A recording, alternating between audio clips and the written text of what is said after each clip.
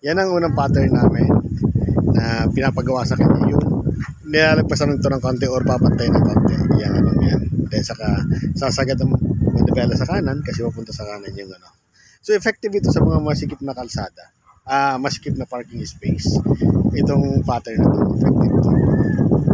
So pwede mo rin gawin ito lalo kung ang bahay mo ay sa mga subdivision na sobrang sisikip talaga ng space. No. So itong gagawin ni Ma'am dito, papasok lang muna yung gulong dito. Kailangan makapasok muna syempre yan dito. Ito. Ayan, gulong na yan. Ayan. Pag napasok na yan, check ni Ma'am yan dito sa kabila. Kung masikip na dito sa kaliwa, syempre, abanti siya. Kaya china-check niya lang yan. Ayan, masikip na. Palagay yung masikip na siya. Forward ka dito. Kapag forward papunta dito, ay hindi masyadong malayo. Parang hakbang ka lang na parang isang hakbang lang. Actually, pwede na eh. Isang hakbang lang. Ganun. Okay, stop. Mga ganun lang kalayo, no? Kasi kailangan lang umangat yung nandun sa kaliwa. No? Kaya sabay atras siya. Ng dahan-dahan. Titinan lang niya dito kung pantay na siya sa unahan. Ayan, hintay na lang dito yan. Okay. Stop siya. Ayan.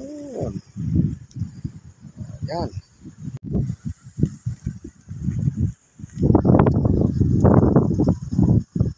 Okay. So ito na siyang pattern naman ito para to sa mga parking. Kaya sa mga mall. So tapat balikat. Dahil pupunta dito siya. Siya ng angle. At least 45-degree angle. Makakita lang naman yung side mirror. Hindi ba ma'am? Kailangan makita mo lang side mirror niya. Okay, stop. Huwag mo sosobrahan siya. No. Yan. Sasagad mo nila mo. Then natras ka na lang ma'am. So check mo dyan ngayon kung sumisikip. Doon ka muna mag-focus sa kanan na side mirror. Kailangan pumasok muna yung side mong yan. Ano? Yung gulong na yan. Papasukin mo yan.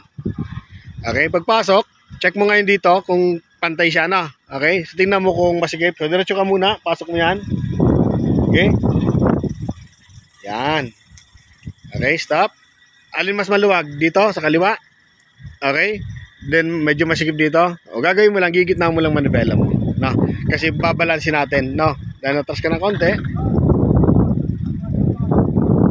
Okay? Stop. Yan. Yan, no? Kaya saka titinan mo kung pantay ka na dito sa unahan.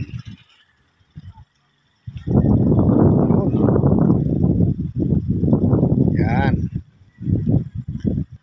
Yun. Pantay na? Ayan. Yan, natras na lang. Ayun. Yan.